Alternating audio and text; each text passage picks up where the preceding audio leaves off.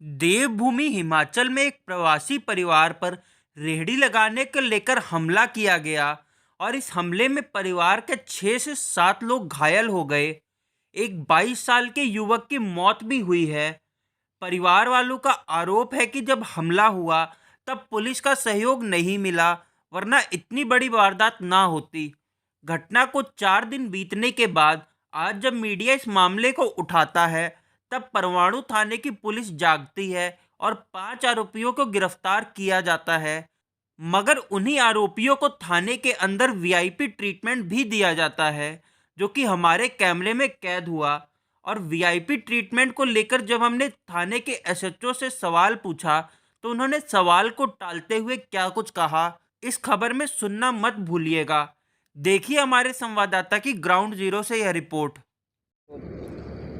देवभूमि हिमाचल, ये जो रास्ता आपको दिखाई पड़ता है ये चंडीगढ़ से शिमला हाईवे है और ये तंबू मोड़ पे मैं अभी खड़ा हूँ इस समय।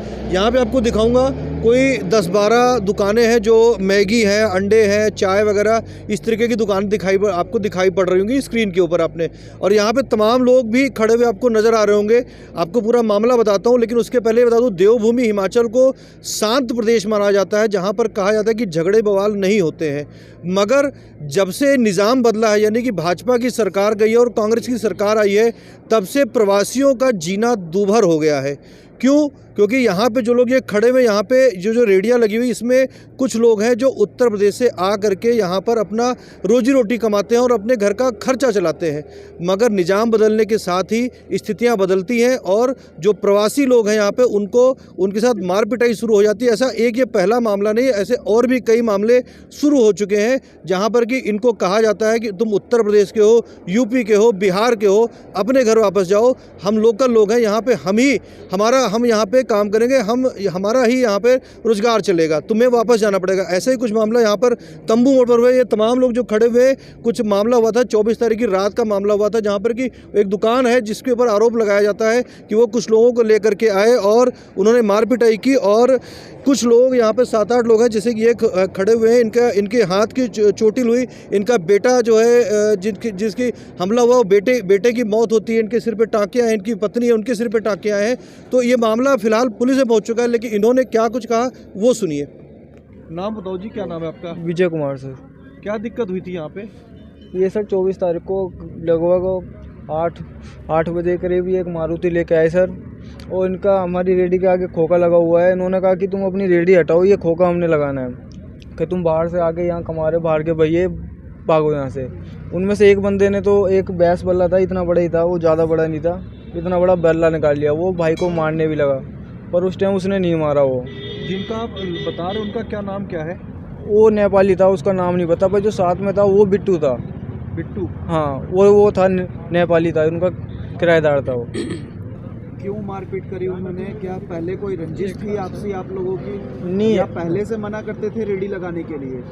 सर ऐसा था कि सबसे पहले से यहाँ हम थे, यहाँ और कोई रेडी नहीं थी। अब हाँ, एक मिनट मैं बोल रहा हूँ। तो सर सबसे पहले हमारी रेडी वहाँ लगी हुई थी, उन्होंने फिर ला के हमारे आगे भी रख दी, हमने फिर भी कुछ नहीं कहा। चलो कोई बात नहीं, तुम लोकल बंदे हो, हम थोड़े पीछे हट गए कि हम बाहर से हैं। फिर वो इस बार बोलने लगे कि तुम ये हटाओ, यहाँ हमारी लगेगी।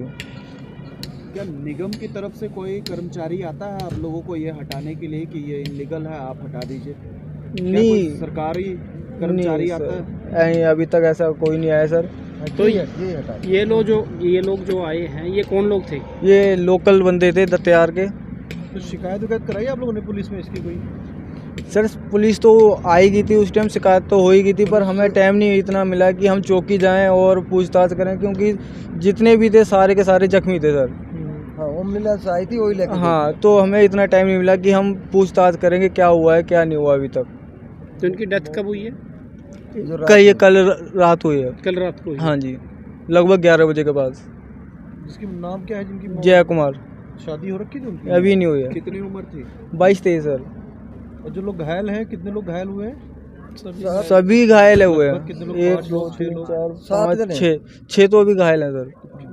अच्छा, आपका क्या नाम? आपका क्या नाम है? मेरा नाम नेकराम है जी। आपके चोट लगी हुई है जो उन्होंने ही मारा? ये हाँ जी, रॉड मारी। हड्डी फ्रैक्चर है क्या? हाँ, जिनकी मौत हाँ हुई जी। है वो क्या लगते थे आपके? मेरे लड़का है जी। आपका बेटा है? हाँ जी। आप कहाँ से हैं? हम बदायूं से हैं जी, यूपी से हैं। यूपी बदायूं से। हाँ, यूपी के भैया भागो, यूपी के भैया भागो, ये बस लड़ाई इस बात पे जिद है जी। लड़ाई और कुछ नहीं है, ये भगाना चाहते हैं यूपी के भैया यहाँ से भागो। किस किस को मारा? क्यों भगाना क्यों चाहते हैं? मुझे मारा, मेरे बड़े लड़के की टांग तोड़ी है, इसको देखो आंख पे ये मारा, देखो हमने, पर ये टाँके आए हैं, ये बाल कटे हैं, देखो मेरे भी टाँके आए हैं, ये देखो जी मेरे भी टाँके सबके हैं ये। हाँ देखो ये देखो, हाँ ये देखो ये टाँके अभी टूट क्या क्या हथियार थे जो हमलावर थे उनके पास? कौन से हथियार थे? पाना थे, सरियती और सरियाती और बल्ले थे, बे ज्यादा थे, बे इतने मोटे, मोटे मोटे डंडे थे, वो गोल वाले बेस बल्ले थे। हाँ हाँ, वो पुलिस ले गई, पुलिस ले गई है वैसे। अब क्या मांग करते हैं आप? इंसाफ। हम भाई देखो अब नहीं करेंगे साहब तो आज को हमारा मेरा जो मार लड़का मार दिया, कल को और को भी ऊपरी बार को मार देंगे, मगर मैं तो यही चाह रहा हूँ मान लेके आगे ऐसा ना हो। हाँ ऐसे ना हो। कितने लड़के हैं आपके? 5 लड़के हैं। कितने लड़कों को उन्होंने चोट पहुंचाई है? 4 को ये चौकी भागा था मोटरसाइकिल। पुलिस वालों को बुलाने का था भाई। दिख रही है क्या? उनको मना किया उन्होंने कभी? वो लोकल बंदे ही हैं सर, वो आपस में। हाँ ये देखिए भाई, ये लोकल हैं, ये लोकल हाँ इनको नहीं कहते हैं जाने के लिए। इनको ना कहते हैं। जो यूपी बिहार के हैं उन्हीं को। हाँ उन्हीं को कहते हैं। कितनी दुकानें हैं यहाँ पे? 10 दुकानें हैं। 10 तो हैं। अकेले आप ही हो जो उत्तर प्रदेश से हो? हाँ ऊपी से। हाँ आपको ही करते हैं सिर्फ? हाँ जी हाँ जी। मगर ऊपी भैया बस। हाँ हाँ ऊपी वाले।